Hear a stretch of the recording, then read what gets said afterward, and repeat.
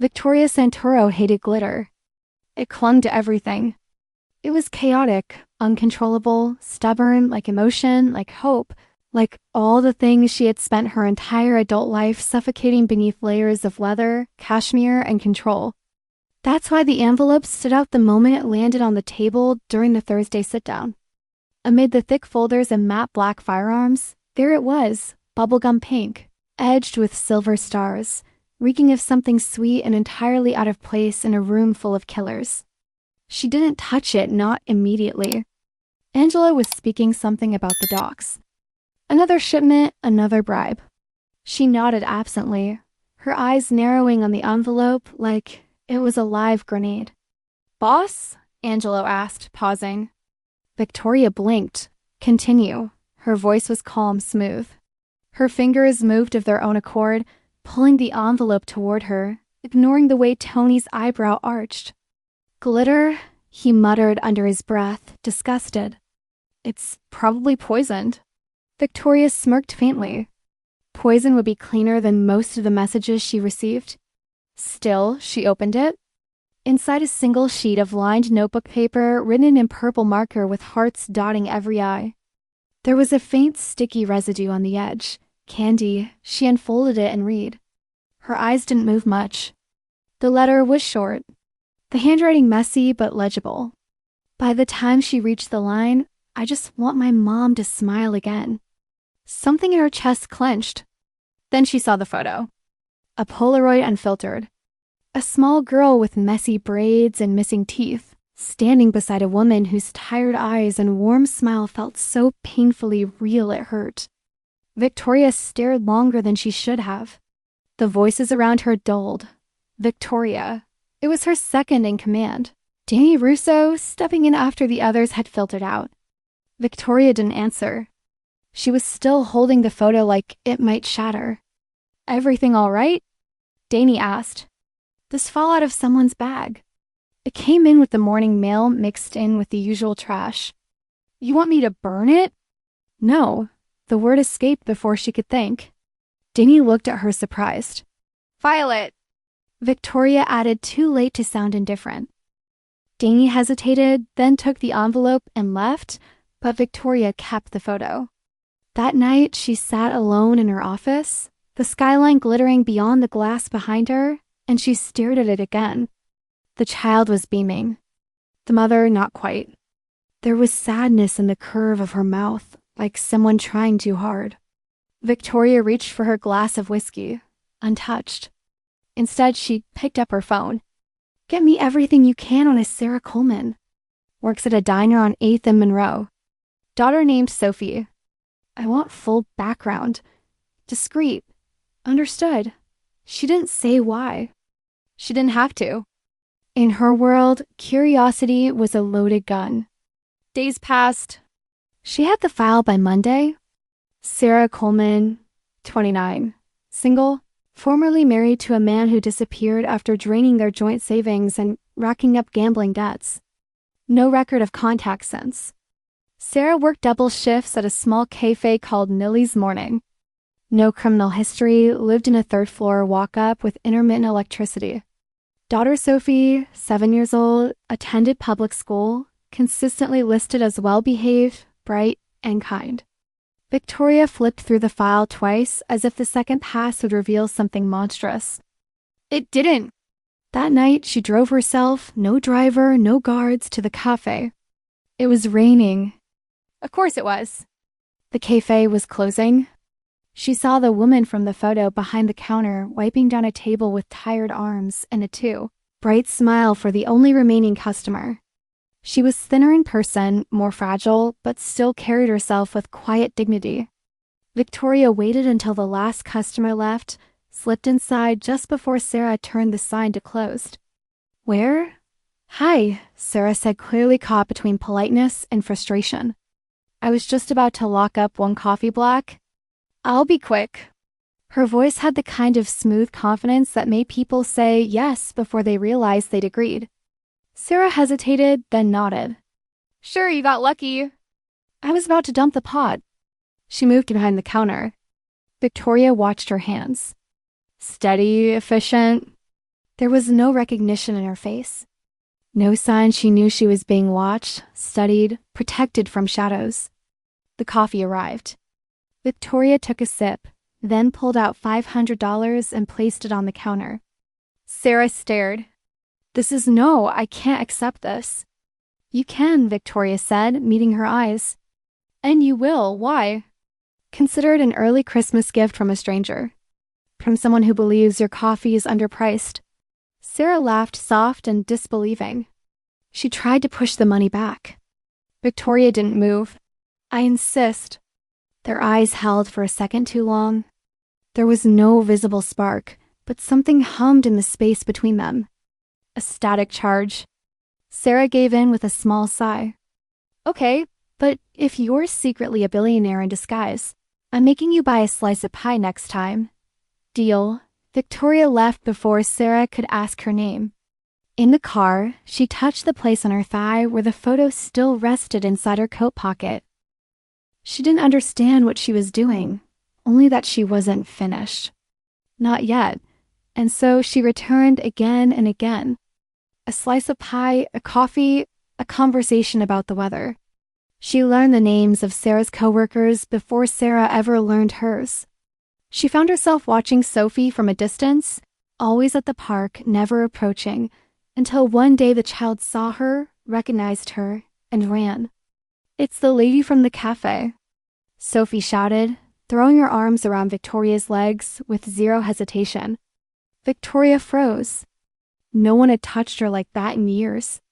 She looked up and saw Sarah jogging behind, breathless, worried. Sophie, she's nice, Mommy. She gave you that money, remember? Victoria swallowed.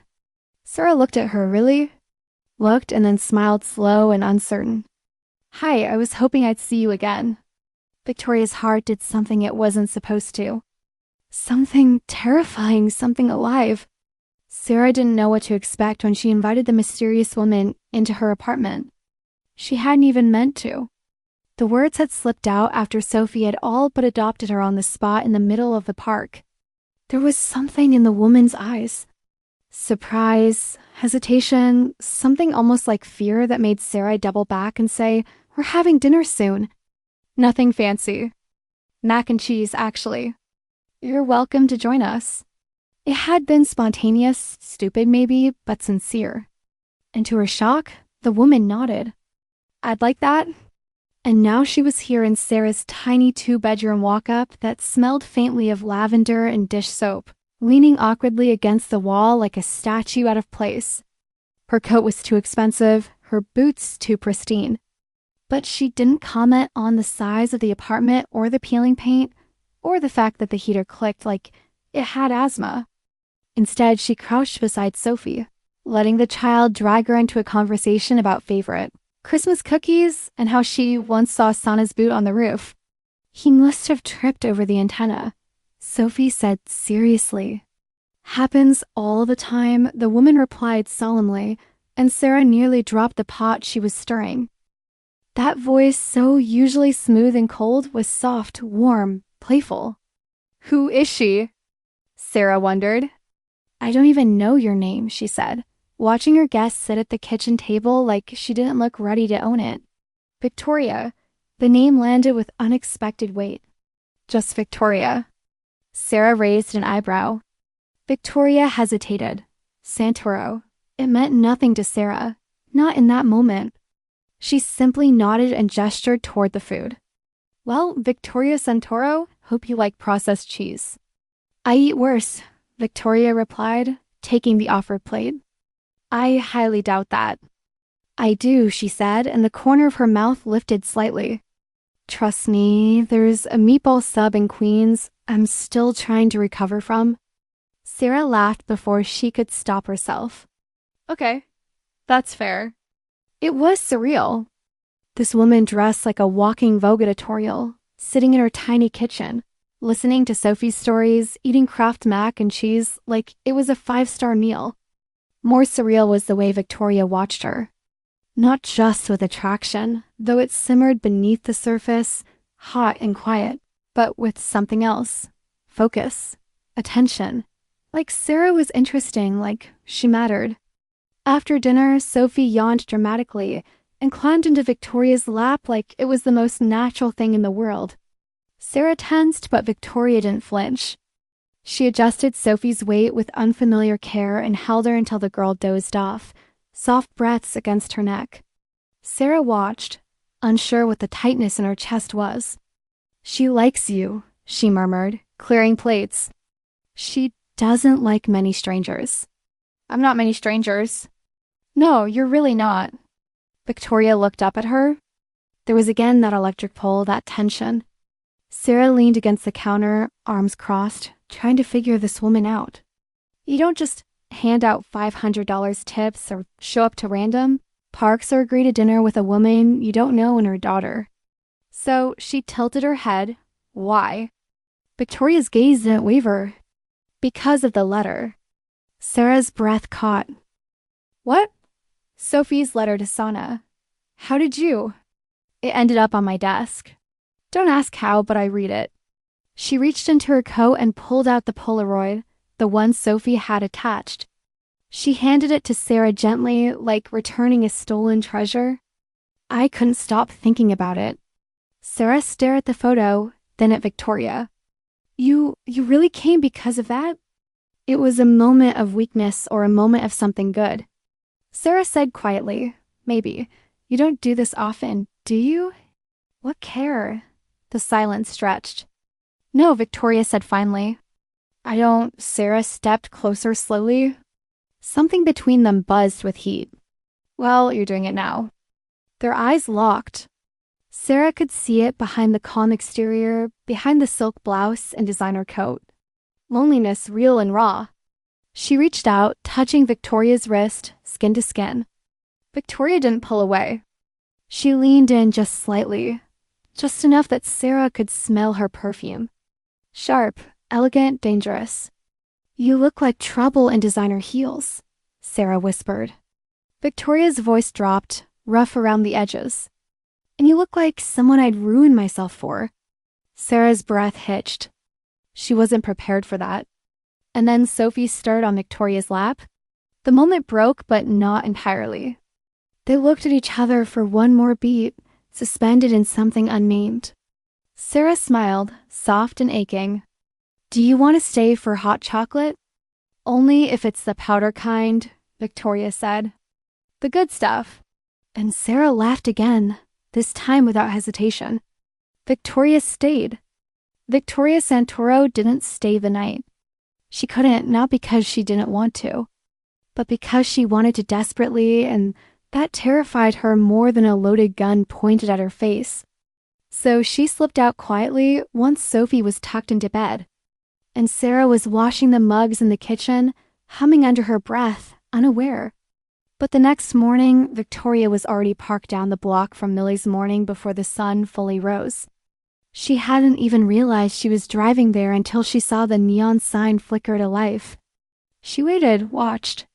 At 6:03 a.m., Sarah stepped outside in her navy uniform, hair pulled into a bun, cheeks flushed from the cold. She didn't see Victoria, but Victoria saw her and something in her chest settled. That day, she made excuses to Damie, canceled meetings, let the world of her family of deals, weapons, bribes, threats spin on without her. She went back to the cafe at noon. Sarah was behind the counter, visibly tired, but smiling anyway. When she saw Victoria, her face lit up in a way that made something in Victoria soften. Twice in 24 hours, Sarah teased. "I must have made a hell of a mac and cheese impression." "It was a hot chocolate, actually." "Damn, hey. If you're enjoying this story, go ahead and drop a like to help us grow even more. And let me know in the comments. On a scale from 0 to 10, what score would you give this story so far? Your feedback makes all the difference. I should have added marshmallows. There's still time. Sarah laughed and nodded toward a booth. "Sit. I'll bring you something." Victoria obeyed, eyes following Sarah's every movement like she was memorizing her. Sarah returned with coffee and a slice of apple pie. "On the house," she said, "though I'm not accepting another $500 for this. What if I leave it under the plate? Then I'll slip it back into your coat." "You think you could?" You don't scare me, Victoria Santoro. You should, but I don't. Their eyes held. Victoria felt that pull again, that magnetic draw that was both dangerous and irresistible. She took a bite of the pie. You're right, she said after a moment. This is better than mac and cheese. See, you're learning. They fell into easy conversation after that, and somehow it became a rhythm. Victoria showing up with no warning. Sarah pretending it was unexpected when it had already started to feel inevitable. They talked about small things, weather, favorite songs, ridiculous customer stories. But under every word was something unspoken, a question neither of them wanted to ask. By the end of the week, Victoria had learned Sarah liked her coffee with too much sugar and that Sophie had an obsession with penguins. Sarah learned that Victoria hated small talk, but loved music from the 60s, especially anything with a brass section. And though neither of them said it aloud, Sarah knew something about Victoria wasn't normal. It was in the way she looked over her shoulder every few minutes, the way she never faced the door with her back, the way her coat was too heavy for someone who never looked cold. One evening, Victoria arrived later than usual, soaked from the rain, eyes darker than Sarah had ever seen them. You okay? Sarah asked as she brought her a towel. Fine. You don't look fine. Looks like. Mine don't. Victoria said nothing. She let Sarah gently dry her hair, sitting still as a statue, eyes fixed on the kitchen tiles. When Sarah was done, she knelt in front of her. You don't have to talk, she said softly. But you don't have to pretend either. Victoria blinked, and for a moment, Sarah thought she might cry. But instead, Victoria reached out and touched Sarah's hand. It was the first time she initiated contact. Her fingers were cold but steady.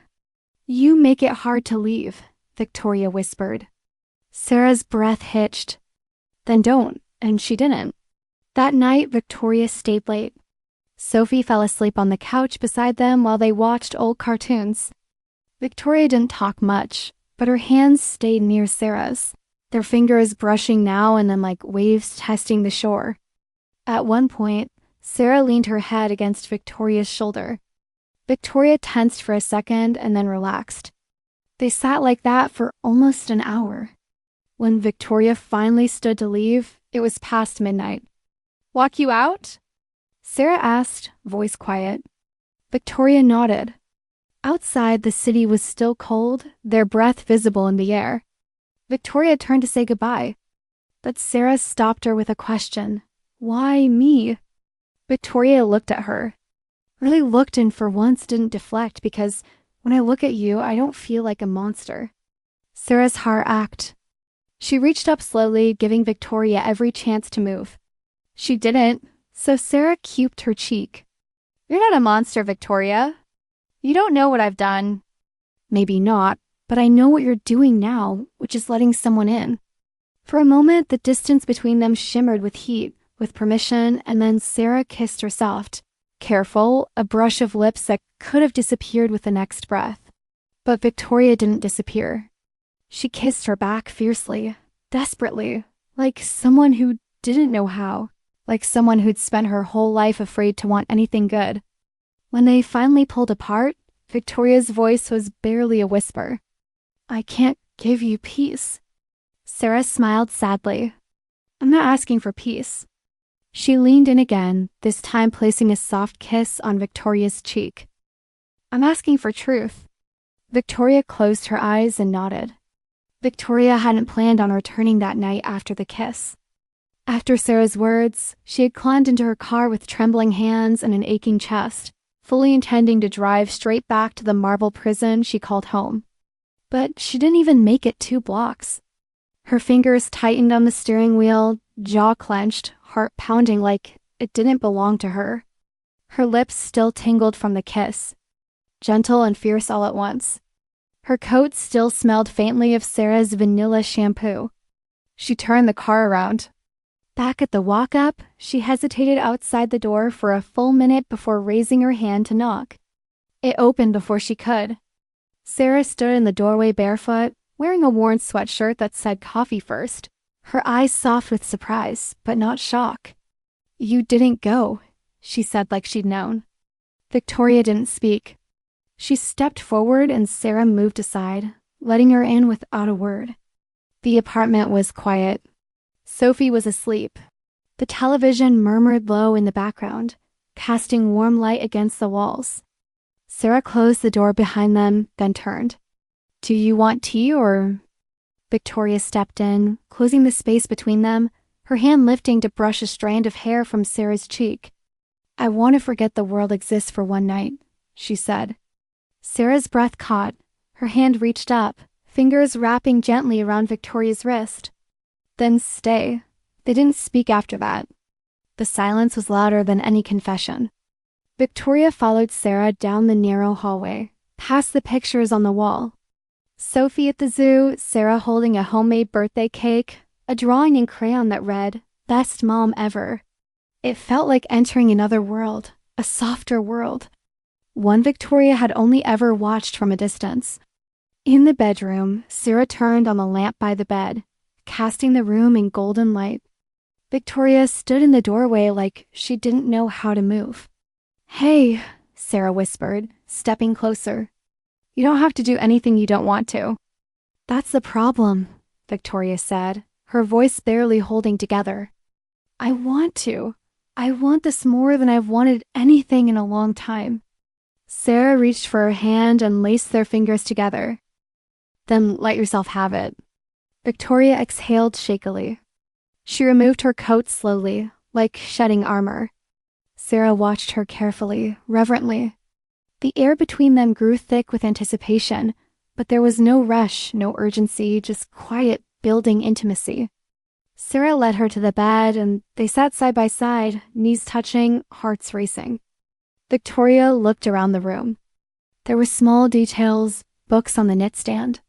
A blanket that looked handmade, a lavender candle half burned. It was light and warm, unlike anything she'd ever known. "I don't belong here," she murmured. Sarah turned to her. "Why?" "Because everything I touch breaks. I'm not asking you to fix anything. Just let me hold the pieces with you." Victoria looked down, her fingers tightening on Sarah's. "What if I fall apart?" "Then I'll stay until you come back together."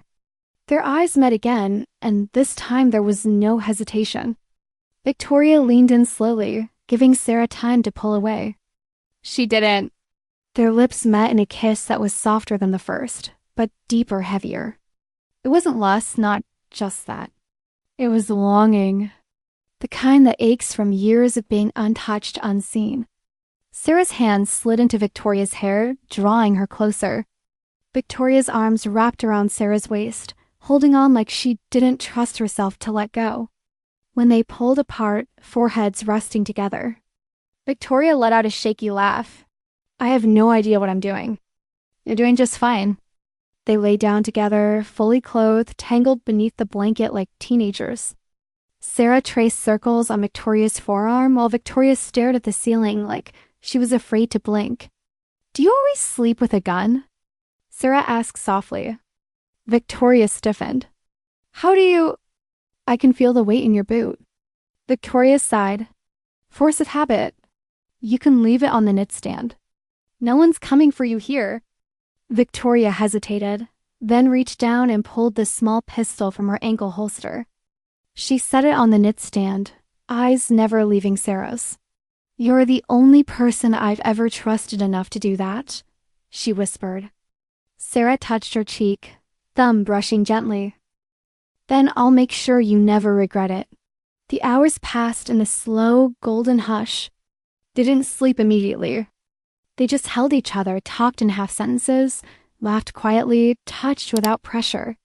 Victoria told her things she'd never spoken aloud about her mother dying young, about growing up surrounded by cruelty disguised as loyalty, about never knowing if someone loved her or for her name. Sarah listened, and when Victoria's voice cracked, she simply held her tighter. Eventually, they drifted into sleep, limbs intertwined, breaths sinking. For the first time in years, Victoria slept without waking from nightmares. And when morning light filtered in through the blinds, She opened her eyes to find Sarah already watching her, a sleepy smile playing at her lips. "Morning! You're still here," Victoria said, almost surprised. "You make it hard to leave," Sarah murmured. Victoria smiled and kissed her again. Victoria had always been good at pretending. Pretending she was unbothered, pretending she didn't care, pretending she had no soft spots. Her entire life had been a performance. Sharp suits, sharper words, and eyes that revealed nothing. But with Sarah, everything slipped. That morning, as she sat at the small kitchen table wrapped in a robe, Sarah had loaned her soft cotton with faded flowers and drank weak coffee out of a chipped mug with a heart on it. She didn't feel like Victoria Santoro, feared name of the East Coast. She felt almost human. Sophie ran out of her room in fuzzy penguin pajamas and squealed when she saw her. "You're still here." "I am," Victoria said, and let the little girl climb into her lap like it was the most natural thing in the world. "You slept over?" "Mommy never lets people sleep over except Aunt Carla, but she snores so loud I think her brain is broken." Victoria laughed, an honest, startled laugh, and Sarah, standing by the stove flipping pancakes, turned to look at her. Their eyes met. That look said more than words ever could. After breakfast, Victoria helped Sophie build a snowman in the small courtyard behind the building. Her coat was still too expensive for the activity, her boots not meant for slush, but she didn't care. She lifted Sophie up to put a carrot nose on the snowman and ignored the strange sensation in her chest when the girl clung to her without fear. Later, when Sarah joined them with hot chocolate, Victoria watched her from across the snow, hair windblown, cheeks pink from cold, smiles soft and real, and felt something dangerous stir inside her. "This is what I've never had. This is what they'll take from me the second they find out." That night, Victoria lingered again. She didn't sleep over, not with Dinny texting updates about tension with the Moronius, but she stayed long enough to help clean up after dinner and kiss Sarah at the door until Sophie giggled from behind her coloring book. "You like my mom," Sophie said later like it was a secret. "I do. She smiles more now." That alone nearly broke Victoria. But nothing prepared her for what happened 3 days later. She just finished a meeting downtown full of veiled threats and false smiles when her phone buzzed. A message from an unknown number. "You're getting sloppy. Millie's Cafe, 300 p.m. Come alone." Her blood ran cold. She was there in 10 minutes. The cave was quiet. Sarah stood behind the counter confused and gave her a hesitant smile, but Victoria ignored her. She walked straight to the back where a man sat in a booth, legs crossed, a smug look on his face. Matteo Duca, one of the Morone crew.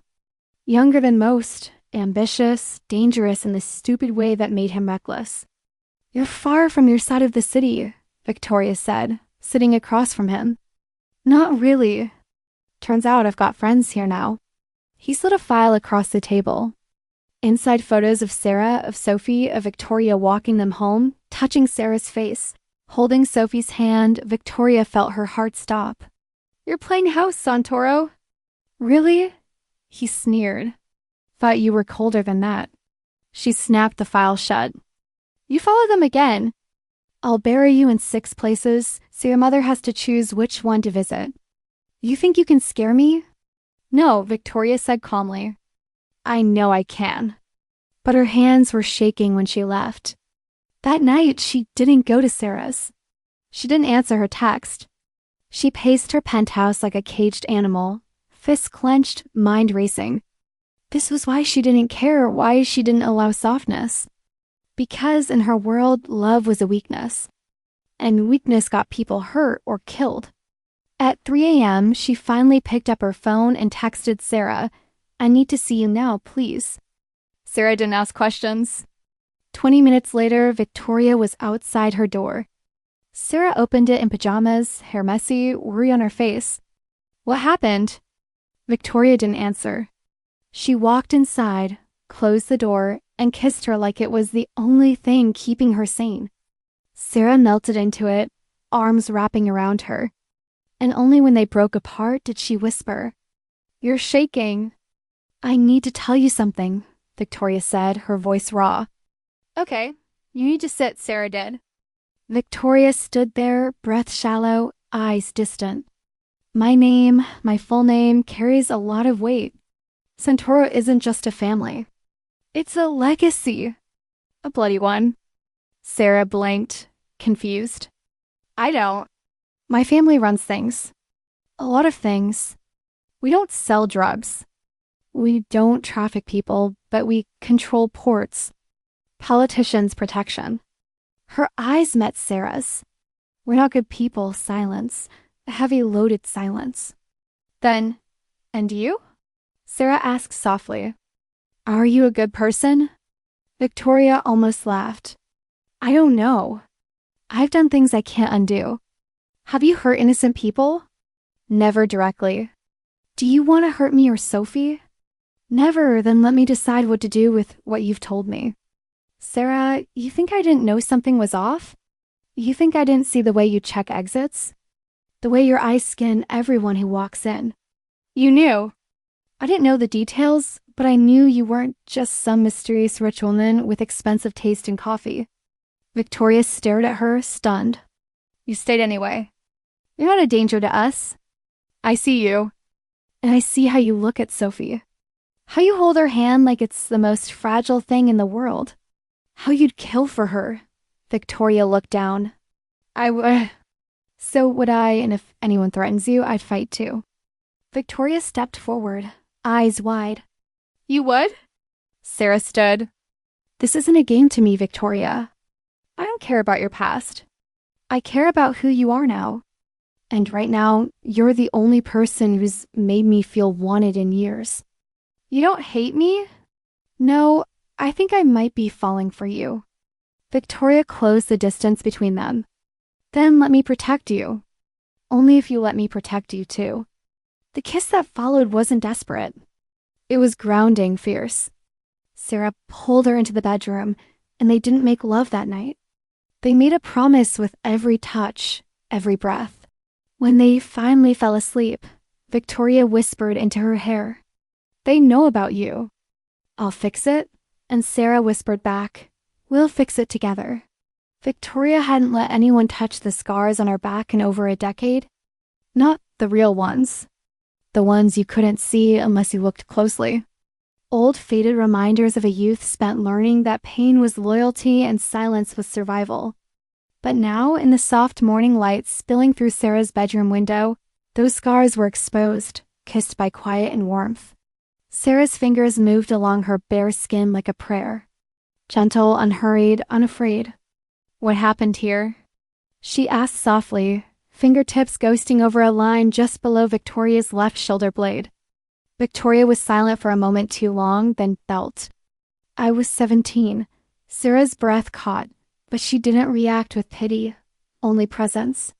She leaned forward and pressed her lips gently to the mark, a soft promise in the form of a kiss. "You don't have to tell me more." "I want to," and she did. They stayed in bed for hours talking. Victoria told her story she'd never told anyone, not even Danny, about the night her father made her choose between betraying a friend or losing a finger, about the first time she held a gun, about how she learned to wear coldness like a crown. And Sarah never flinched, never judged. She just listened. Sometimes touched her hand, sometimes kissed her cheek. And when Victoria's voice cracked, Sarah reached for her and whispered, "You don't have to be anything but this. Just you with me." Later, Sarah made eggs and toast while Victoria leaned against the counter, still wearing one of Sarah's sweatshirts, her hair messily tied back. "You look domestic," Sarah teased. "I look like I lost a bet." "You look like someone who hasn't smiled this much in a long time. Don't let Danny see me like this. I'll lose all my credibility." "Too late. I took a photo." "You didn't." Sarah pulled out her phone and wiggled her eyebrows. "Say Mafia Princess in Love." Victoria groaned but didn't stop smiling. And then the phone rang. It wasn't Sarah's, it was Victoria's. A number she recognized immediately. Danny. Her stomach turned. She answered, "What is it?" "Trouble." Mateo's not backing down. He knows you're distracted. He's making moves. What kind of moves? He's sniffing around city council trying to flip Marquez. And there's talk he's targeting Coleman again. Wants leverage. Victoria's blood turned to ice. "Shut it down." "Working on it, but if he gets to Marquez, it's going to get messy." "Then make it clean." "You're not thinking of backing off, are you?" Victoria looked across the kitchen. Sarah was pouring orange juice, humming something under her breath. Sophie giggled from the living room, wrapped in a blanket watching cartoons. A world I don't deserve, Victoria thought, but one I'll burn everything to protect. "No," she said. "I'm not backing off. If he comes near them again, he's done." After she hung up, Sarah looked at her. "Bad news." "A reminder," Victoria said, "of why I can't afford to let my guard down." "Do I need to worry?" Victoria stepped forward, touching Sarah's face with a reverence she didn't even know she was capable of. "No, you need to trust me." "I do." That night, Victoria returned to her world, but not without leaving a piece of herself behind. She kissed Sarah hard before she left, lingered too long at the door, and made her promise to lock every window, every door. She didn't say why. She didn't have to. Then she drove straight to a warehouse near the docks and walked into a meeting she hadn't planned. Mateo was there. So were half the city's snakes. And Victoria, dressed in black, eyes colder than January, walked in like she was already bored. "You've made your point," she said to Mateo. "You're ambitious, reckless, predictable, and you're soft." He spat. The whole city's talking. Santoro's slipping. Too busy playing mommy with some waitress and her kid. Victoria's jaw twitched. "Say her name again." Mateo laughed. "What?" "Coleman, that's her name, right?" Victoria didn't hesitate. Her fist cracked against his face before he even finished the sentence. Chaos erupted. Guns were drawn. Danny grabbed her arm, yanking her back before things exploded. "Not here," she hissed. "Not now." Victoria stood still, breathing hard. Mateo wiped blood from his lip and smirked. "Touched a nerve, huh?" Victoria turned to the others. "You all want to test me? Be my guest. But anyone who touches that woman or her daughter won't live to brag about it." Silence. Cold, hard, absolute. Mateo looked ready to respond, but thought better of it. Victoria stormed out. She knew she'd made a move, a dangerous one, declaring protection in front of that many eyes. She practically painted a target on Sarah's back. But she also knew she couldn't go back to the woman who'd held her like she was made of something precious without doing everything she could to keep her safe. The next day, she made arrangements. Bodyguards stationed a block away from Sarah's building. Cameras installed in the stairwell, disguised as maintenance upgrades. She paid Sophie's tuition at the private school upfront 5 years in advance. And she didn't tell Sarah any of it. That night, Sarah called. "I missed you." Victoria closed her eyes, her voice a whisper. "I missed you more." "Want to come over more than anything?" "Then come," and she did. The second Sarah opened the door, Victoria kissed her like the world was ending. Sarah wrapped her arms around her neck and pulled her inside. "You okay?" "No, but I am now." That night, they didn't talk about Mateo or politics or power. They lay in bed, skin to skin, breath to breath, and let the silence say everything. At one point, Victoria touched Sarah's lips and said, "You're the only thing I can't control." "Good," Sarah whispered, "because I'm not going anywhere. Even if it gets hard, even if it gets dangerous, it already is. Then we face it together." Victoria closed her eyes. "You're not afraid." Sarah kissed her forehead. "I'm not afraid of your darkness. I just want to be your light." Victoria never asked for more than what Victoria could give. She never pressed, never demanded to know what happened when Victoria disappeared for days, came back with tired eyes and hands that trembled when she thought no one was watching. She simply opened the door, let her in, and held her like someone who didn't need to be fixed, only loved. And Victoria, for all her steel and scars, was beginning to crack beneath the weight of it. That week, she stayed away longer than she wanted. A full 4 days, long enough to feel the distance in her chest, like a wound reopening. The city was volatile. Matteo had gone quiet. Too quiet. And Danny was convinced it was the kind of silence that precedes a bullet. Victoria spent nights at warehouses and meetings, signing off on surveillance, sending coded warnings to allies. But her mind was elsewhere. Always back in that little apartment with the peeling wallpaper and the scent of lavender and sugar. By the 5th day, she couldn't take it anymore. She showed up at Nilly's just before close, her coat soaked from the cold drizzle, hair falling into her eyes. Sarah looked up from behind the counter, her smile appearing the moment she saw her. "Hey, stranger," she said gently. "You look like hell." "I missed you," Victoria said simply. Sarah stepped around the counter without hesitation and pulled her into a hug tight and grounding. "You smell like rain. You smell like home." Sarah held her tighter. That night, after Sophie had gone to bed and the dishes were done, they sat together on the couch, legs tangled, Victoria resting her head in Sarah's lap while Sarah ran her fingers slowly through her hair. "You haven't slept," Sarah said softly. Victoria closed her eyes. "Not well, nightmares worse." "Waiting for them." Sarah leaned down and kissed her forehead. "I wish I could take that from you. You already do a little when I'm here." They stayed like that for a while. Then Victoria sat up slowly facing her. Her eyes were darker than usual, not with coldness, but with something close to fear. "I need to tell you something," she said. Sarah's body tensed, but she nodded. "Okay, there's a possibility things could get bad soon." Sarah's eyes didn't flinch because of Matteo. "Yes, I don't want to lie. He's not going to let this go. You and Sophie your leverage. He thinks I've gone soft." "And have you?" Victoria paused. "Yes, but not in the way he thinks." Sarah reached out, took her hand. "What do you need from me?"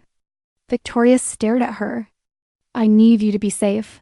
I've already put people in place. You're being watched for protection. I have a plan. If it comes to that extraction, relocation, I can get you both out." Sarah's hand tightened around hers without you. "If it's the only way." No, her voice was firm, resolute. "You don't get to disappear and leave me wondering if you're alive or dead. That's not protection. That's abandonment." "If I lose you," Victoria broke off. "If I lose you, I lose myself. Then don't stay. Let me help you." "I'm not some damsel waiting to be rescued. I've raised a daughter alone. I've worked double shifts to survive. I know fear, but I also know love. And I'm not walking away from it now that I finally found it." Victoria looked at her like she was seeing her for the first time. "How do you do that?" "Do what?" "Make me feel like I can breathe in a world that's always trying to suffocate me." Sarah leaned forward and kissed her slowly, tenderly. "Maybe because I see you for who you really are, not what they made you." That night, they made love for the first time. Not rushed, not desperate, but real, raw, honest. Victoria let herself be undone, piece by piece, as Sarah kissed every scar like it was sacred. Her hands were gentle but sure, her whispers constant reminders. "You're safe. You're here. You're mine." After they lay tangled in the sheets, chest to chest, breath sinking in silence, Sarah drew lazy circles on Victoria's shoulder while Victoria's hand rested protectively on Sarah's hip. "I've never had this," Victoria whispered. "I've had sex. I've had loyalty. I've even had devotion, but I've never had someone look at me like I'm worthy of softness." "You always were," Sarah replied. "You just never had someone willing to prove it." Victoria turned her face into Sarah's neck and inhaled her, clung to her like something sacred, like a prayer answered too late. Outside, the night was quiet, too quiet. In a building across the street, a man sat in a parked car, camera in hand. He watched the apartment, lens focused on the glow behind the curtains, finger poised. He didn't smile, didn't blink. He just clicked the shutter once, then again, then once more. Inside, Victoria stirred. Something itched at the back of her neck. She sat up slowly, eyes narrowing. Sarah noticed immediately. "What is it?" "I don't know." "Victoria, I need to check something." She rose, pulled on her pants and boots, crossed to the window, her body moving in silence, born from years of knowing how to disappear. She didn't open the curtain, just lifted it a fraction of an inch. Her body stilled. Across the street, the car was gone. Someone was watching, she said. Sarah sat up pale. "How do you know?" "Because they wanted me to." She turned, eyes already cold again. "He's escalating, Matteo. Yes, this is a warning." "Then what do we do?" Victoria walked back, sat on the edge of the bed, and took Sarah's hand. "We don't wait for him to make the next move. We make it first." Victoria didn't sleep. After seeing the shadow of that car, the phantom lens pointed at the place she had dared to let herself feel peace. Her body never relaxed again. She stayed awake the entire night, arms wrapped protectively around Sarah, eyes on the door, waiting for the danger she could feel closing and like a storm pressing against the windows. By dawn, she was dressed, boots laced, a gun holstered discreetly under her jacket. Sarah stirred, blinking against the pale light. "You're leaving?" Her voice was soft, thick with sleep, but edged in fear. Victoria turned, walking back to the bed, kneeling in front of her. "Just for a few hours. I need to handle things, but I'll come back to you. Promise." Victoria leaned in, their foreheads touching. "I swear it." Sarah pulled her into a kiss, slow and lingering, like a tether. And then she let her go. Victoria walked into her world like fire. No more patience. No more waiting.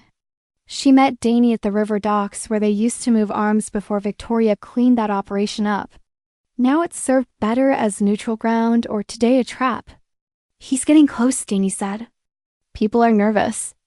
They're hearing Matteo has a leak inside your crew. Then we flush it." "You have a name?" Victoria didn't hesitate. Nico, DY's face darkened. "We trained him. And now he's selling me to the Moronis for a taste of power. I want him alive long enough to talk." Danny nodded and without needing more walked off into the fog, her phone already at her ear. Victoria stood alone at the edge of the water, wind cutting against her coat, thoughts racing. It wasn't just about politics anymore. Matteo had gone after Sarah. That changed everything. He wasn't playing for territory. He was playing for blood. She returned to Sarah that evening, colder than before. She didn't bring flowers or chocolates or soft words. She brought the truth clenched between her teeth like a blade. "There's someone inside my organization feeding Matteo information." Sarah didn't flinch. She simply said, "Do you know who?" "I do. He's being dealt with." "And us? We're going off grid." Sarah stiffened. "What?" "Just for a few days until I can make sure the threat's contained. I've arranged everything. A safe house an hour out. Remote guarded. No one knows where." Sarah looked toward the hallway where Sophie's laughter echoed from the bedroom. "She just started school.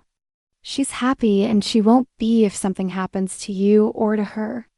I need to know you're out of reach while I end this. You're asking me to disappear. I'm asking you to stay alive." Later that night, Sarah packed a small bag with trembling hands. Victoria watched, guilt gnawing at her ribs like rats in the dark. "Say something," Victoria whispered. "Say you hate me. That I ruined everything." Sarah turned slowly. "I could never hate you. I just hate that this is our reality. That loving you means being hunted. I'd burn the world before I let them touch you." "I know." Sarah reached for her, "but I'd rather be hunted with you than safe without you." Victoria pulled her into her arms, holding her tighter than she ever had, afraid that if she let go, it might be the last time. The next morning, they left before sunrise. Danny drove them in an unmarked SUV, tinted windows and alternate plates. Sophie slept across the back seat, her head on Victoria's lap, trusting and unaware. Sarah sat up front, silent, but her hand reached back to grip Victoria's. It grounded them both. The safe house was buried in forest, surrounded by cameras and a silent perimeter alarm. It was clean, cold, safe, but lifeless. A place built for survival, not comfort. Sarah unpacked slowly, placing Sophie's drawings on the fridge, trying to make it feel like more than a bunker. Victoria stood at the window, watching the tree-line, fingers twitching for her gun every time the wind moved. "You're not breathing," Sarah said behind her. Victoria turned. "What if I can't keep you safe?" "What if you can?" Sarah walked up to her, cupping her face. "What if this ends, and we're still standing, still us?" "I don't know how to believe in that." "Then I'll believe for both of us." That night, they slept side by side on the two-firm mattress with Sophie curled up between them. Victoria stayed awake again, counting the seconds between Sarah's breaths. She kissed her forehead in the dark, whispered promises she didn't know how to keep. "I'll make it right," she said. "I'll bring us peace, even if I have to go through hell to get there." Meanwhile, back in the city, Danny called with an update. "Nico talked," she said. "Mate's planning to strike your warehouse on East 21st. He thinks you'll be there. He doesn't know you're not. Then we hit him first." Victoria hung up. Her face was steel. Her voice quiet fire. "It ends tomorrow." Sarah woke just before dawn to find Victoria already dressed, loading a pistol with hands that shook slightly. "No," she whispered, sitting up. "You said we'd face this together. You need to stay here with Sophie. This isn't your fight." "It is now." Victoria kissed her hard, desperate. "If I don't come back, don't." Sarah gripped her shoulders. "You will, do you hear me? You come back to me." "I always do," Victoria said. "Because you're the only place that feels like home." Victoria left before the sun rose. The forest still cloaked in fog, cold air sharp against her skin, as she walked to the SUV Danny had sent the night before. She didn't wake Sarah or Sophie. She couldn't. If she looked at them, she might not go. And this couldn't wait. Mateo had declared war, not just on her empire, but on the only softness she'd ever known. So she'd fight. And if it cost her everything, then so be it. In the driver's seat, Danny handed her a black duffel bag. "Everything you asked for. Heavily guarded. We've got eyes on East 21st. He thinks you'll show alone." "Good," Victoria said, eyes locked ahead. "Let's give him exactly what he wants." The drive was silent, tense. Victoria changed in the back seat, trading her soft sweatshirt for body armor under her dark coat, hair pulled back tight, gun strapped to her thigh. She became someone else again. The woman the world feared. The woman who had built a dynasty out of survival. But under all that steel, Sarah's voice still echoed in her head. "You come back to me." At the warehouse, everything was quiet. Too quiet. Denny's men were posted in hidden vantage points, radios whispering updates. Victoria stepped into the open, hands in her coat pockets, unarmed in appearance. But everyone watching knew better. Mateo emerged minutes later, flanked by two guards, his face smug with false confidence. "You actually came," he said. "Didn't think you had the spine anymore. You've made it very clear that I don't have the luxury of ignoring you. You made that choice when you got involved with that waitress. You think you can play house and still keep your crown. I think you're tired of being in my shadow. I'm tired of pretending you still deserve respect. The city is laughing at you, Santoro. You've gone soft." Victoria's smile was cold. "You mistake evolution for weakness." "I haven't gone soft. I've gone focused." Mateo laughed. "So what now? We trade threats, or are you here to beg?" "No," Victoria said. "I'm here to end this." Then she gave a single nod. It was all Danny needed. In an instant, the perimeter closed. Mateo's men were outnumbered, outgunned, caught in a trap they hadn't even seen coming. Victoria moved first, pulling her weapon and firing with terrifying precision.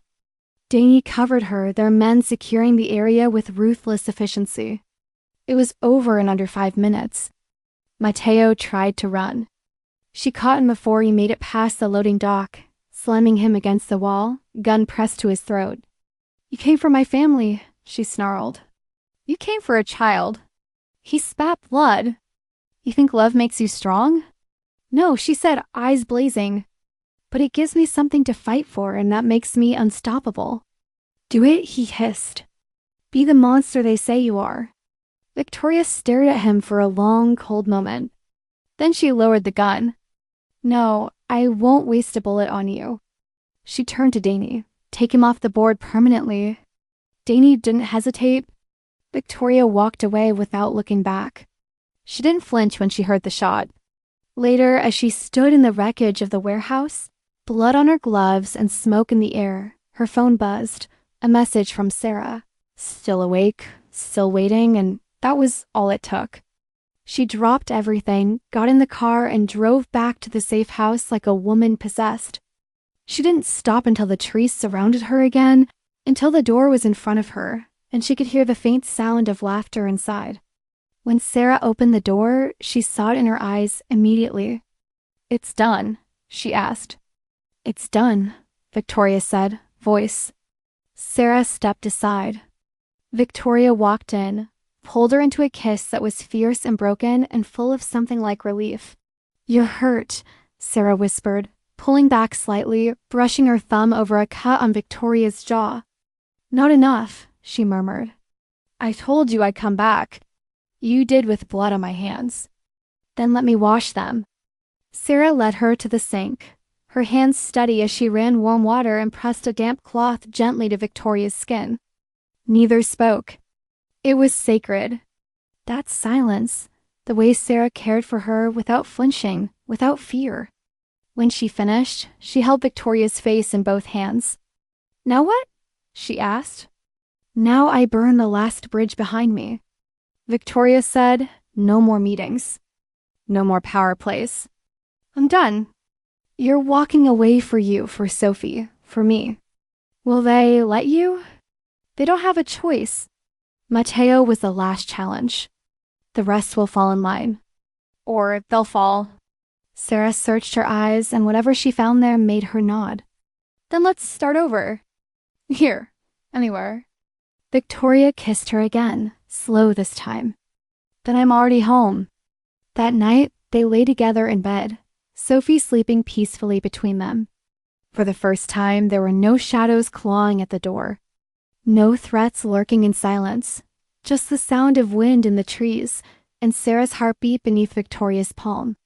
She had come back with blood on her hands, but for once her soul was quiet, and in the arms of the woman who had seen the worst in her and stayed anyway, she began to believe she could leave the darkness behind. Maybe not forever, but enough to finally live. The silence in a safe house had changed. It was no longer the heavy, expectant silence of fear, of danger creeping in through the trees. Now it was warm, peaceful, filled with the gentle sounds of a life slowly beginning. Sophie's laughter echoing down the hall, the rustle of pages turning as Sarah read by the window, the soft clink of mugs when Victoria made coffee. She was still terrible at preparing, but tried anyway. The storm had passed, but its mark remained not as destruction, but as proof. They had survived, and survival was sacred. Victoria sat on the porch that morning, a blanket wrapped around her shoulders, watching the woods breathe. The cold no longer bit at her skin. For the first time in years, she wasn't anticipating a threat. She was simply existing. The door creaked behind her, and Sarah stepped out, hair still damp from the shower, sweater slipping off one shoulder. She held 2 mugs. "Try adding cinnamon this time," she said, offering one. Victoria smiled, taking it. "You trying to impress me, Coleman?" "Always," Sarah said, sitting beside her, their legs brushing. "I think it's working," Victoria murmured. "You're not wearing your gun," Sarah noted. "It's inside. First time I've put it down in years. Does it feel strange?" "It feels like breathing." Sarah leaned against her shoulder. "You're really done, aren't you?" "Yes," Victoria said without hesitation. "I tied up the last loose ends." Danny's taking over operations. She's ready. She was always ready. I just needed to let go. And what about you? What now? Now I want to learn how to live. You already are. Then I want to do it with you. Sarah's fingers slipped into his grounding. Good, because you're stuck with us. I wouldn't have it any other way. Inside, Sophie called out, her voice bright and excited. Mom, Torai, come see to the name still caught Victoria off guard every time. She stood, offering Sarah her hand. Let's go see what our kid is yelling about. Sarah took it, eyes soft with something more than love, something like belonging. They found Sophie in the living room surrounded by glitter and construction paper, a small pink envelope in her hands. I'm writing a new letter to Sana, she declared. Victoria raised a brow. It's not even December. Doesn't matter, Sophie said. This one's just to say thank you. Sarah crouched beside her. What are you thanking him for, sweetheart? Sophie beamed. For giving me what I asked for. She held up a photo she'd drawn. 3 stick figures holding hands, one with braids, one with long hair in a bun, and one with a very dramatic black coat. That's us, she said proudly. Me, you, and Tori, Victoria blinked, emotion catching her off guard. You really think Sana did that? Maybe, Sophie said. Or maybe you're a Christmas angel in disguise. Sarah looked at Victoria, her smile gentle. She's not entirely wrong. I'm not an angel, Victoria said quietly. But I think maybe you were my miracle? Later that night, when the stars came out and the fire crackled in the fireplace, Victoria and Sarah lay curled up together on the couch, Sophie asleep across their laps. The quiet was different now, not empty, but full of memories made and promises kept of beginnings. Victoria ran her fingers through Sarah's hair, heart steady, breath slow. What if it hadn't happened? She whispered. What if I never opened that letter? Sarah tilted her head up, meeting her eyes. Then maybe I'd still be surviving instead of living. Maybe Sophie would still be wishing on stars. And maybe you'd still be out there thinking no one could ever love you for who you are. Victoria pressed a kiss to her forehead. But I did open it, and I found you. You didn't just find me, Victoria, Sarah whispered. You saved me. And I think deep down you were looking to be saved too. The kiss then, soft and lingering, no desperation, just love, real, steady, unbreakable. And when Sophie stirred in her sleep and reached for both of them, mumbling something about penguins and pancakes, they both laughed quietly and held her tighter. Outside, the wind whispered through the trees. Inside, a once broken woman held the pieces of a life she never thought she could have. And for the first time, she didn't feel like she had to run because home wasn't a place. It was a person, or in her case too. And Christmas had come early. Victoria never imagined she'd have a daily routine that didn't involve bodyguards, coded messages, or threats whispered over wine. But in the weeks that followed Mateo's fall, her life began to take on a rhythm that felt strange only because it felt so ordinary. She woke up tangled in soft sheets that smelled like Sarah's shampoo and vanilla candles. She helped make breakfast, or more accurately, she stood around looking helpless while Sarah and Sophie giggled at her complete inability to use a toaster properly. She walked Sophie to the bus stop in the early morning fog, standing awkwardly beside other parents who had no idea she could disassemble and reassemble a Glock in under 90 seconds. She watched Sarah work at the little corner table in the safe house, grading papers for the GED classes she'd started teaching online. Her brow furrowed, glasses slipping down her nose. Victoria would sit on the floor just to be close to her, pretending to read while her eyes never really left Sarah's face. Peace wasn't just something she'd never known. It was something she didn't quite know how to accept. One night after Sophie had gone to bed and the dishes were done, Victoria stood by the window in the dark, arms crossed, staring at the moonlit trees.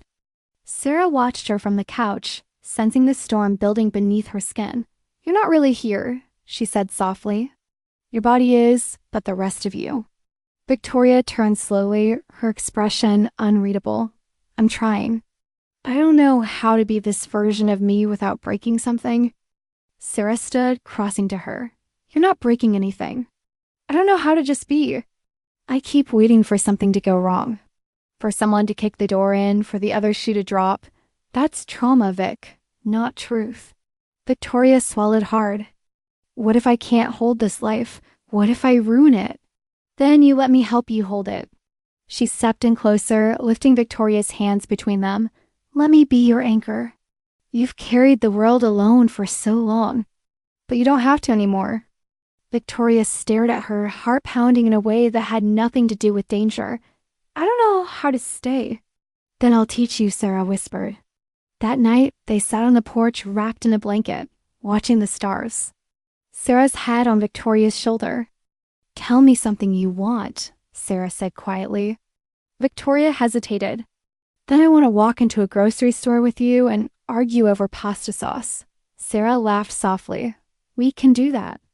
I want to help Sophie with her science projects, even though I barely passed school myself. You'll help her cheat with charm alone. I want to learn how to cook something that doesn't involve a microwave. We'll start with scrambled eggs. Victoria smiled, eyes damp. I want to stop feeling like I'm pretending to be a real person. You already are one. The most real I've ever known. Victoria leaned her head back against the wood of the porch and exhaled. You make me want to be better. You already are. Days turned into weeks. The safe house slowly filled with life. Victoria planted herbs on the windowsill. Sarah hung lights on the porch. Sophie brought home drawings and proudly declared them museum-worthy. They made pasta and burned the sauce, danced in the living room to old jazz records, took long walks through the woods where Victoria always pretended she didn't know how to skip stones just to make Sophie laugh. But not everything was perfect. One afternoon, Victoria got a call from Danny. Marquez is pushing back, she said. Thinks you're abandoning the legacy. I am, Victoria replied. But if he steps out of line, remind him what loyalty costs. You sure you're done? I'm sure. This life, I want it. I've never wanted anything more. That night, Victoria sat on the edge of the bed, watching Sarah brush her hair in the mirror. I think I want to buy land, she said suddenly. A place of her own somewhere quiet with a big kitchen. Maybe a porch swing. Sarah smiled in the mirror. You want a porch swing? I want everything. Then let's have it. Sophie burst into the room seconds later, a shoebox in her hands. Can we keep him? She asked breathlessly. What? Sarah and Victoria said in unison. Sophie opened the box to reveal a tiny black kitten with 2 big ears and wide green eyes. He was meowing outside. He's cold. Victoria stared at the creature like it might explode. I'm not a pet person. Too late, Sarah said, scooping the kitten gently. Looks like you're a cat mom now, Sophie beamed. He needs a name, Victoria muttered. Disaster. How about Lucky? Sophie said. Sarah looked at Victoria. You good with that? Victoria exhaled, then reached out and stroked the kitten's head. Yeah, I think we're all a little lucky. That night, with Sophie asleep and the kitten curled at their feet, Victoria turned to Sarah in the dark. I never thought I'd get this. Get what? A second chance. Sarah kissed her shoulder. Sometimes the first one wasn't your fault. I love you, Victoria said suddenly, like the words had been aching to escape. I've loved you for a while. I was just too scared to say it. I know, Sarah whispered. I was waiting for you to be ready. And now I get to love you back every day in every way. They kissed then, slow and deep with no urgency. No past clawing at their heels, just the steady pulse of a future that they were finally letting themselves believe in. Victoria didn't dream that night. For the first time in a long time, she simply slept safe, loved home. Victoria stood in the middle of the empty field, boots sinking slightly into the damp earth, wind tugging at her coat. The land stretched wide around her, untamed, raw, full of promise. Trees framed the edge of the property, and in the distance, a narrow stream curved like a ribbon of silver through the woods. Behind her, Sarah walked slowly, Sophie skipping ahead between them, cheeks flushed from the cold, arms spread wide as if she could fly. "It's beautiful," Sarah said, stepping beside her. "It's quiet," Victoria replied. "Safe and yours," Sarah added. Victoria turned to look at her. "Ours." 2 weeks earlier, Victoria had called a man she once helped elect to office with nothing but a threat and a wire transfer. This time, she used her real name and her own money. She bought the land under a shell company, buried it under layers no one could trace, and handed the deed to Sarah in an envelope tied with a red ribbon. "It's just land," Victoria had said, trying to act casual. "But maybe it's where we build something that lasts." Sarah had cried, not because it was grand, but because it was real. Now, standing there with cold fingers laced through hers, Victoria could see it, see everything. A small house with wide windows, a kitchen with laughter, a porch swing they'd actually use. A backyard where Sophie would chase Lucky through the tall grass. A bedroom where she and Sarah would lie in the dark and whisper dreams into each other's skin. "Think we could build by spring?" Sarah asked. "We could," Victoria said. "I already spoke to an architect. Quiet, trusted. And I may have bullied a permit through a little early." "Of course you did," Sarah smiled. "Can't take the mob out of the girl." "Trying," Victoria said, "but some habits die slow." They spent the rest of the day walking the property, planning. Sophie wanted a treehouse. Sarah wanted a reading nook with too many pillows. Victoria wanted a bathtub big enough to drown the past in. That night, back at the safe house, Sophie fell asleep on the couch with Lucky curled against her stomach, and Victoria watched them like she was guarding a secret. Sarah came up behind her, arms around her waist. "You okay?" "I feel like I'm holding something fragile, and if I move wrong, I'll lose it." "You won't. We're not glass, we're roots." Victoria turned in her arms, rested her forehead against Sarah's. "I used to want a throne. I wanted to rule something, own something, control something. I thought that made me powerful. And now I just want you and Sophie. And mornings where we all argue about what kind of cereal to buy." "You're getting soft, Santoro," Sarah teased. "I'm getting smart," she whispered. In the following days, life continued with its slow, beautiful rhythm. Sarah finished writing the proposal for a small community learning center, something she dreamed of for years. Victoria funded it silently through anonymous donors, letting Sarah take the spotlight. Sophie brought home her first A+ in math and insisted they all celebrate with cake, which Victoria baked badly, and Sarah pretended not to laugh when it collapsed in the middle. One night, Victoria awoke to the sound of rain and found Sarah sitting at the table, sketching something in the dim light. "Couldn't sleep?" she asked, voice with sleep. "Was thinking about the house? I want to build it with you. Pick every tile, every door handle, paint every wall ourselves. You want to watch me ruin an entire bathroom? I want to build a life where the walls remember us, where we don't have to keep looking over our shoulders." Victoria sat across from her.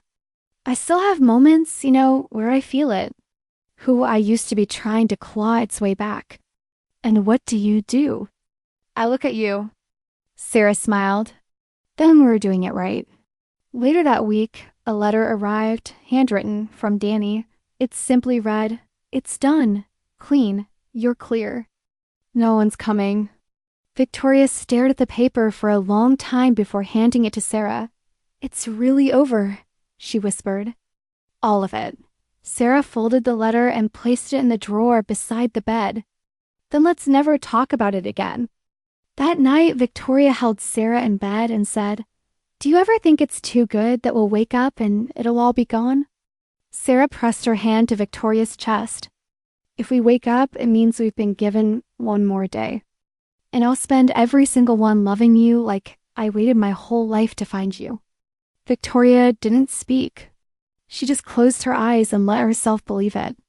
Because she did wait her whole life. Through pain and war and silence, through guilt and blood and cold nights with no one to call, she waited. And then a letter meant for Santa arrived. A glitter-covered envelope written by a little girl who didn't ask for toys or magic. Just a smile, just a bit of happiness for the woman she called Mom. And somewhere between power and redemption, between loneliness and that first coffee, Victoria Santoro found what she'd been pretending she didn't want, a reason to stay. Victoria stood in the middle of the empty field, boots sinking slightly into the damp earth, wind tugging at her coat. The land stretched wide around her, untamed, raw, full of promise. Trees framed the edge of the property, and in the distance, a narrow stream curved like a ribbon of silver through the woods. Behind her, Sarah walked slowly, Sophie skipping ahead between them, cheeks flushed from the cold, arms spread wide as if she could fly. "It's beautiful," Sarah said, stepping beside her. "It's quiet," Victoria replied. "Safe in yours?" Sarah added. Victoria turned to look at her. "Ours." 2 weeks earlier, Victoria had called a man she once helped elect to office with nothing but a threat and a wire transfer. This time, she used her real name and her own money. She bought the land under a shell company, buried it under layers no one could trace, and handed the deed to Sarah in an envelope tied with a red ribbon. "It's just land," Victoria had said, trying to act casual. "But maybe it's where we build something that lasts." Sarah had cried, not because it was grand, but because it was real. Now standing there with cold fingers laced through hers, Victoria could see it. See everything. A small house with wide windows. A kitchen with laughter. A porch swing. They'd actually use a backyard where Sophie would chase Lucky through the tall grass. A bedroom where she and Sarah would lie in the dark and whisper dreams into each other's skin. "Think we could build by spring?" Sarah asked. "We could." Victoria said, "I already spoke to an architect. Quiet, trusted. And I may have bullied a permit through a little early." "Of course you did," Sarah smiled. "Can't take the mob out of the girl." "Trying," Victoria said, "but some habits die slow." They spent the rest of the day walking the property, planning. Sophie wanted a treehouse. Sarah wanted a reading nook with too many pillows. Victoria wanted a bathtub big enough to drown the past in. That night, back at the safe house, Sophie fell asleep on the couch with Lucky curled against her stomach, and Victoria watched them like she was guarding a secret. Sarah came up behind her, arms around her waist. "You okay?" "I feel like I'm holding something fragile, and if I move wrong, I'll lose it." "You won't." "We're not glass. We're roots." Victoria turned in her arms, rested her forehead against Sarah's. "I used to want a throne. I wanted to rule something, own something, control something. I thought that made me powerful. And now I just want you." And Sophie in mornings where we all argue about what kind of cereal to buy. "You're getting soft, Santoro," Sarah teased. "I'm getting smart," she whispered. In the following days, life continued with its slow, beautiful rhythm. Sarah finished writing the proposal for a small community learning center, something she dreamed of for years. Victoria funded it silently through anonymous donors, letting Sarah take the spotlight. Sophie brought home her first A+ in math and insisted they all celebrate with cake, which Victoria baked badly, and Sarah pretended not to laugh when it collapsed in the middle. One night, Victoria woke to the sound of rain and found Sarah sitting at the table sketching something in the dim light. "Couldn't sleep?" she asked, voice hoarse with sleep. "Was thinking about the house? I want to build it with you. Pick every tile, every door handle, paint every wall ourselves. You want to watch me ruin an entire bathroom? I want to build a life where the walls remember us, where we don't have to keep looking over our shoulders." Victoria sat across from her. "I still have moments, where I feel it. Who I used to be trying to claw its way back. And what do you do?" "I look at you." Sarah smiled. Then we were doing it right. Later that week, a letter arrived, handwritten, from Danny. It simply read, "It's done. Clean. You're clear." "No one's coming." Victoria stared at the paper for a long time before handing it to Sarah. "It's really over," she whispered. "All of it." Sarah folded the letter and placed it in the drawer beside the bed. "Then let's never talk about it again." That night, Victoria held Sarah in bed and said, "Do you ever think it's too good that we'll wake up and it'll all be gone?" Sarah pressed her hand to Victoria's chest. If we wake up, it means we've been given one more day. And I'll spend every single one loving you like I waited my whole life to find you." Victoria didn't speak. She just closed her eyes and let herself believe it because she did wait. Her whole life through pain and war and silence, through guilt and blood and cold nights with no one to call, she waited. And then a letter meant for Santa arrived. A glitter-covered envelope written by a little girl who didn't ask for toys or magic. Just a smile. Just a bit of happiness for the woman she called Mom. And somewhere between power and redemption, between loneliness and that first coffee, Victoria Santoro found what she'd been pretending she didn't want, a reason to stay. The morning sun spilled over the half-finished frame of what would soon be their home. Wooden beams reached toward the sky like ribs of something sacred, and Victoria stood in the middle of it all, boots crunching over gravel and sawdust, watching workers move like quiet ghosts around her. She wore a flannel shirt that Sarah had insisted on buying for her, red and black and 2 sizes too big, and she never felt more out of place or more right in her skin. Sophie's laughter echoed somewhere nearby, chasing Lucky between piles of timber, and Sarah's voice floated from the makeshift kitchen set up by the trailer, softly calling out breakfast warnings to the two of them. It was imperfect, dusty, chaotic, and it was everything Victoria had never known she needed. That night, they returned to the safe house, tracking in the scent of sawdust and fresh air. Sarah sat on the floor of the living room with houseplants spread across the carpet, a pencil tucked behind her ear.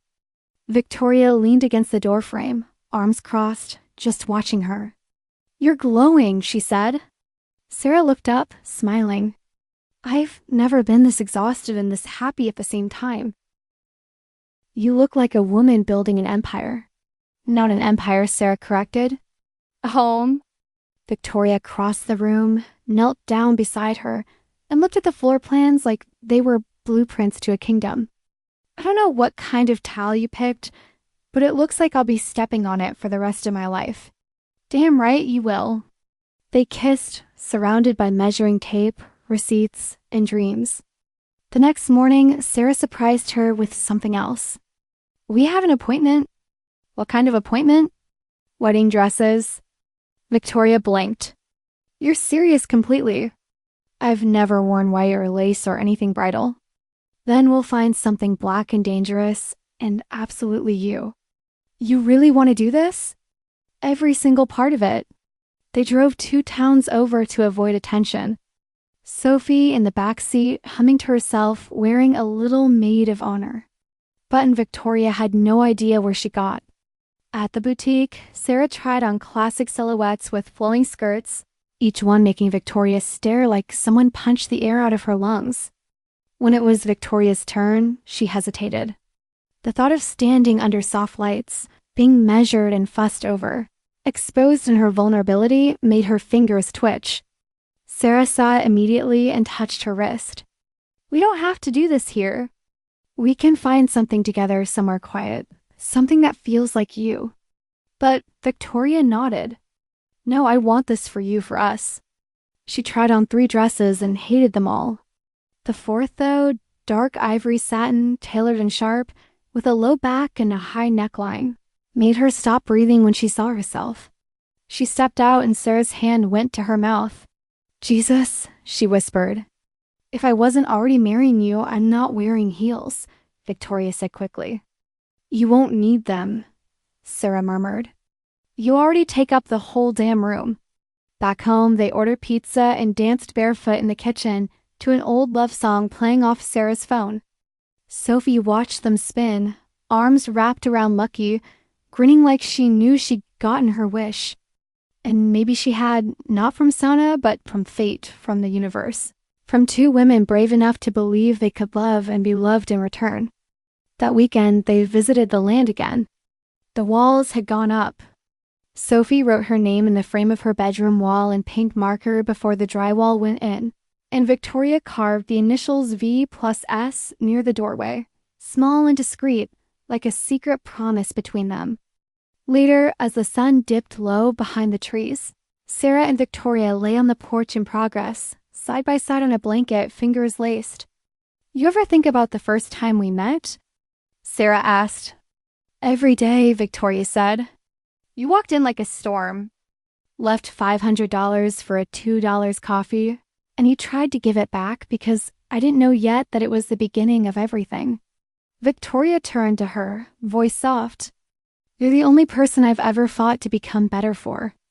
I've built empires, but this you, Sophie, you're the only thing that's ever made me feel like I'm more than what they made me.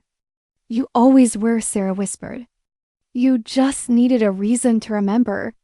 They kissed slowly, the sky shifting to deep violet above them, the stars beginning to blink awake one by one. And for the first time in her life, Victoria Santoro looked at the future, not with fear, not with calculation, not with exit strategies or loaded weapons, but with hope. Because the war was over. The darkness was behind her. And in its place, she had something she never thought she'd get. A life, a home, a woman who loved her without conditions, and a little girl who once wrote to Sana, asking for her mom to smile again and got mafia eyes with blood on her hands and love in her heart instead. The wedding was small by design, hidden beneath a cathedral of trees in a clearing just beyond the edge of their new land, where wildflowers grew in defiance of the seasons, and sunlight filtered through leaves like stained glass. No press, no headlines, no grand spectacle, just a string of lights, wooden chairs, and the people who mattered.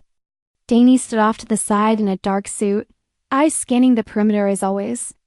But there was a softness to her for once, an ease in the way she smiled when she saw Victoria standing at the altar, hands clasped tightly in front of her. Sophie wore a pale pink dress and took her job as flower girl with extreme seriousness, walking slowly, scattering petals one by one, then giving a proud thumbs up as she reached the front row. Victoria stood tall, heart racing in the tailored ivory dress that still felt like armor and freedom sewn into silk. Her hair was swept back, lips painted deep red, and though her fingers trembled slightly, her eyes never left the path ahead.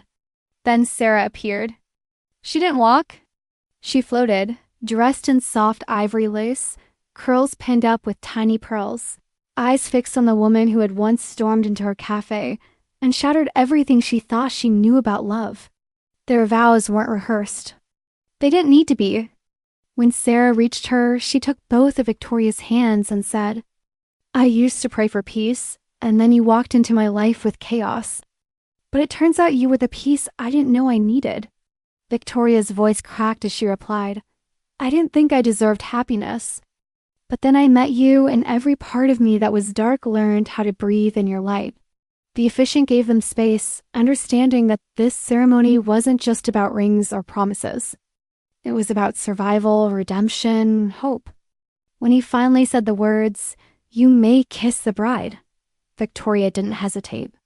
She pulled Sarah in and kissed her like the world had stopped, like all the pain had been worth it to arrive at this single perfect moment.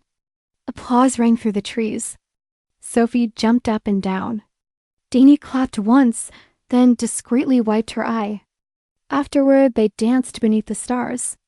Just a handful of guests, some music from an old speaker, and the soft hum of laughter. Victoria held Sarah close, chin resting on her shoulder, heart still thundering. I never thought I'd have this, she whispered. Not just the ceremony, the calm, the safety. Sarah kissed her jaw. You built it. All of it. You chose it. I almost didn't open that letter, but you did, and it changed everything. They didn't talk about what came next in detail. The house would be finished in a few months. The cafe downtown where Sarah wanted to teach literacy classes was almost ready to open. Sophie had started calling Victoria Mom Number 2 when she was excited and Mom to when she wanted something. Their lives were simple now. Not without challenge, but grounded. Real. One night, lying in bed together under thin sheets and open windows, Sarah traced circles on Victoria's back. If someone had told me 2 years ago that I'd fall in love with the mafia eyes who leave it all behind to build me a house in the woods. Victoria smiled against her skin. You would have kicked them out of the cafe. And then probably asked what kind of coffee you drank. Black like my soul, Your soul is red, fierce, alive, beautiful. Victoria closed her eyes. I love you forever. Longer, months later, they moved into the finished house. Sophie insisted on a family movie night in the living room on the first night, even though there was no furniture yet. They ate pizza on the floor, wrapped in blankets, and laughed until they cried. Sarah and Victoria danced in the empty kitchen. They made love for the first time in their new bedroom with the windows open and the moonlight spilling across their skin like a benediction. Victoria whispered into Sarah's neck, "This isn't the end." "No," Sarah said. "It's the beginning." And it was. Victoria Santoro, once a ghost in a world of blood and power, now woke up every morning to the sound of birds outside a window. She picked with her fiancé. She made pancakes that still tasted awful, picked Sophie up from school, fixed leaky pipes badly, and laughed more than she ever thought her heart could hold. She lived. She loved. She stayed. And sometimes, when no one was looking, she pulled out the letter that started it all. The one with glitter still caught in the corners. The one from a little girl who asked Santa to make her mom smile again. Victoria would read it once more, trace the words, and then walk into the kitchen, wrap her arms around Sarah and whisper. She smiles every day now. Because sometimes the most dangerous woman in the world is the one who chooses love. And sometimes a letter doesn't just reach Sana, it reaches someone who needs it even more. If you enjoyed this content and want to support the channel in a special way, try clicking the thanks button below. It's the one with the heart and $ icon. With super thanks, you can make a direct contribution to the channel, which helps me keep creating awesome videos for you.